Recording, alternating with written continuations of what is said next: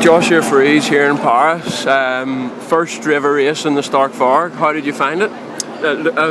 Looking to the future? The bike's good. Yeah, obviously it's only my first race on it, so there's a lot, more to work on, a lot more to test, things like that. I've only been riding the bike for a few weeks, so I know what I want to try and things I want to test on it for the future stuff. But my plan is to go back to the US and get ready for AMA Supercross. And obviously you only had a few weeks on the bike. Did it take you long to adapt it? And when you first got on it, what was the weirdest thing about it? Because obviously you probably aren't used to this kind of machinery. Yeah, no, I mean, I felt like I adapted really well. I rode it maybe 20 minutes on an outdoor track, and then I went on to the Supercross track, and I hit all the jumps first day.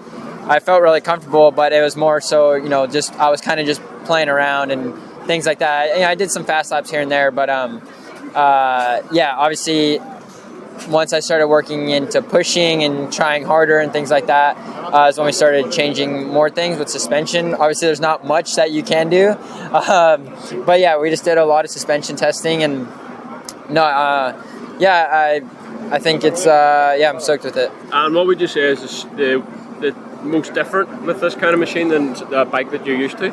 Well, definitely one thing is not having a clutch. Yeah. That's like a big part of, when the track's very technical and things you need to pop over and things like that. But it for the most part, if you're a very smooth rider and carry your momentum, it works.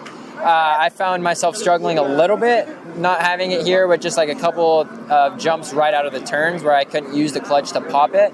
But other than that, I mean, the first day I struggled. The second day I felt a lot more clean. I kind of opened things up, carried my momentum a lot more, and I felt a lot better. Yeah, it's interesting you said not having the clutch. I thought you might have had the brake where the clutch usually is, but you've got the back brake still. Is that just because you're used to the back brake? Is that why? No, I definitely was not going with the handbrake. I was staying with the foot brake, but hopefully one day we'll maybe give it a go, but I doubt it. And what was it like being here in Paris? Obviously, you only had two main events because you weren't allowed to race in the main club. But what was it like? Probably your first time here? Yeah, my first time racing Paris Supercross, or realistically racing it, but technically not. Kind of weird, but a lot less track time. Yeah, a lot less track time. I mean, it was cool. The vibe's cool. I definitely look forward to coming back here in the future. And have you got a deal with Stark to do any more races, or was it just this one? As of right now, it's just this one, but hopefully I'm looking into the future with these guys and stoked for what's to come. And you raced the Motocross the Nations in France the other week. You actually battled a good friend of mine, Jason Mira, in the B final. What was it like racing that? And the atmosphere there was... I was raging to be at home, to be honest. Yeah, it was rad. It was my first time ever flying to Europe from the US, so that was an experience in itself already.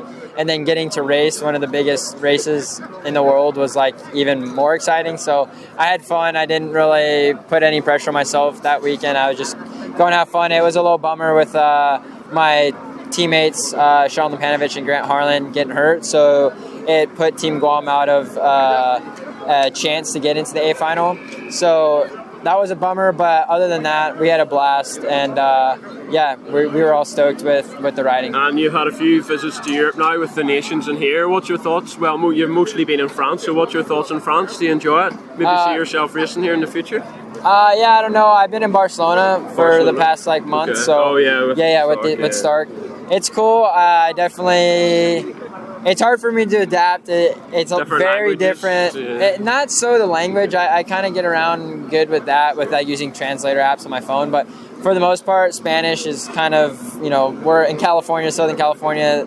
A lot of people speak Spanish, and but it's more so the food and things like that. Like, I want Chipotle, I want Chick-fil-A, I want my Starbucks. There are Starbucks, but the coffee is just different. I don't know. It's just that's the one thing I really miss, was just my coffee. But I'll be going home tomorrow, so I'm super stoked and looking forward to that. And yeah, I'm really happy. And I'm assuming you've been working with Sebastian Tortelli for the last few weeks in Spain, and he was here this weekend. An absolute legend. What's it been like working with him? Yeah, no, it's really cool to work with Sebastian. We didn't really work so much together on the track. Obviously, he was in office a lot, but when we did work together, it was really cool to get some tips and technique things from him. Obviously, because he's a legend in the sport. So. And plans for 2024? Is it looking like MS Supercross and then motocross as well, or maybe fully focused on Supercross? Or? Yeah. So my plans next year are to race the 2024 AMA Supercross with AJE Motorsports. Okay. And then obviously they're just a Supercross only team. Okay. I think I'm going to try and do maybe a couple local outdoor rounds just to get points for the Super Motocross thing. Our Super Motocross playoffs. Yeah. And then, as far as after Supercross, I have no plans. That's obviously still up in the air with these guys, and it's kind of cool because it opens me up to more opportunities and things like that. Just on a global scale, World Supercross, is that a championship you've took much heat in that you've looked at, and would you be interested in racing that in the future if you got an opportunity? Yeah, definitely. I mean, obviously I love getting opportunities and like to weigh out my options and things like that, but no, I definitely would like to give it a go someday for sure.